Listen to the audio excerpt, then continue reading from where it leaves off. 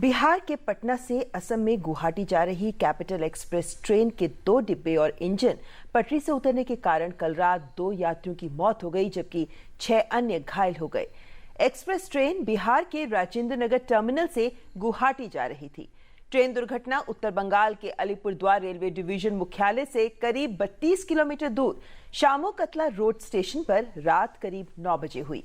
Railway अधिकारियों ने कहा है कि दुर्घटना राहत ट्रेन वरिष्ठ रेलवे अधिकारियों के साथ मौके पर पहुंच गई है और वहीं घायलों को अलीपुरद्वार जिला अस्पताल भेजा गया है और फिलहाल राहत कार्य जारी है।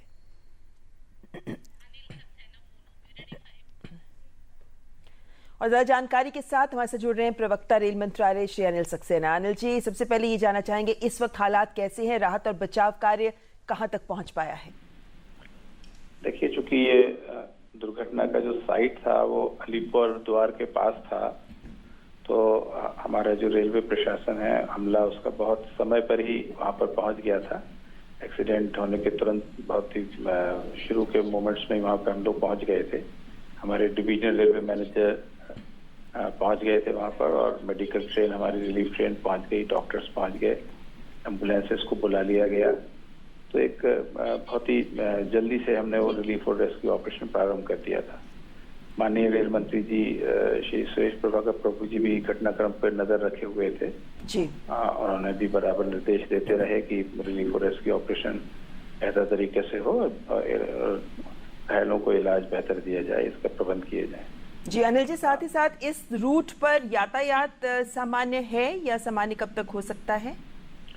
देखिए, ये समुक्तला स्टेशन रोड स्टेशन पे दुर्घटना हुई है, उसकी लूप लाइन पर हुई है, तो उसकी हमारे पास लाइनें अवेलेबल थी दूसरी जो इन्फ्रिंज नहीं हुई थी, तो उसमें एक लाइन से हम ट्रेनों का आवाजाही बनाए रखे।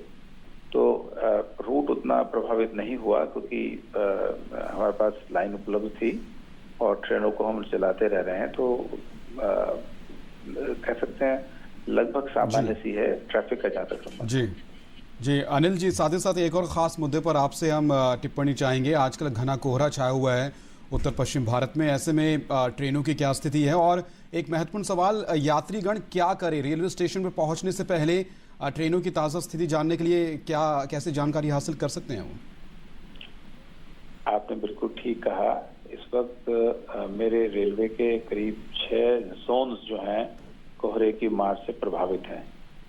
ये जोन हमारे हैं, नॉर्दर्न रेलवे है, north central railway, north eastern railway, east central railway, eastern railway और south eastern railway, west central railway जी।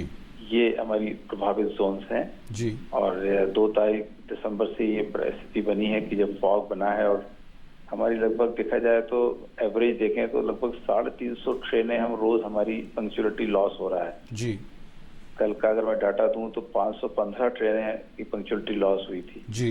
अभी भी सुबह से पंक्चुअलिटी लॉस की रिपोर्ट्स आने शुरू हो गई और लगता है लगभग वही 500 के करीब ट्रेनें आज भी जो है पंक्चुअलिटी लॉस हो जाएंगी, क्योंकि कल मध्य रात्रि से कोहरा प्रारंभ हो गया था और अभी तक घना कोहरा छाया हुआ है। जो मैंने जोन्स मेंशन किए उन सभी जोन्स में देखिए 139 हमारी एक सेवा है जिसमें कि आप ट्रेनों की स्थिति ले सकते हैं, लोकेशन ले सकते हैं। traininquiry.com है, उसमें ले सकते हैं। हमारा ऐप है, अगर लोग NTES national train enquiry system NTS का ऐप डाउनलोड कर लें तो बहुत ही इफेक्टिव और अच्छी एक्यूरेट जानकारी दे देता है जी। तो डेफिनेटली लोगों को इंक्वायरी करके ही अपना प्रस्थान करना चाहिए, यात्रा करनी चाहिए जी। हाँ, एक हम आपको बात बताना चाह रहे हैं कि इस बार हमने परिवर्तन ये किया था हमारी स्ट्रैटेजी में जी कि गत वर्षों में हम पहले से ही 4 महीने पहले ही हम करीब कई सारी ट्रेनें एडवांस में कैंसिल ही कर देते थे जी जी। उनके टिकट ही नहीं मिलते थे जी। हमने इस बार वो स्ट्रेटेजी नहीं अपनाई जी। तो उससे इनकन्वीनियंस बहुत ज्यादा होती थी लोगों को जी। तो न्यूनतम इनकन्वीनियंस हो, इसके लिए हमने निर्णय ये लिया कि हम ट्रेनें मास स्केल पे एडवांस में कैंसिल नहीं करेंगे जी। जोनल रेलवे पे हमने छोड़ दिया था कि जब जरूरत पड़े, जब संगत ट्रेन बहुत जरूरत से ज्यादा लेट हो जाए तब आप कैंसिल करते चलिए, अदरवाइज ट्रेनों को चाहे भले लेट चलाना पड़े हम चलाते रहें। ये काफी अच्छी पहल मानी जा सकती है और यात्रीगण को भी थोड़ा इनिशिएटिव लेना होगा। और जब भी आप सुबह के वक्त ट्रेन पकड़ने के लिए उत्तर पश्चिम भारत में जा रहे हो तो जिस तरह से अनिल सक्सेना जी ने तरीके बताए हैं, 139 पर SMS करें या ऐप के जरिए जानकारी हासिल करें। जानकारी हासिल करने के बाद ही रेलवे स्टेशन पहुंचे तो सभी के लिए ये बेहतर होगा। बहुत बहुत शुक्रिया अनिल सक्सेना जी, DD न्यूज़ से बातचीत करने के लिए।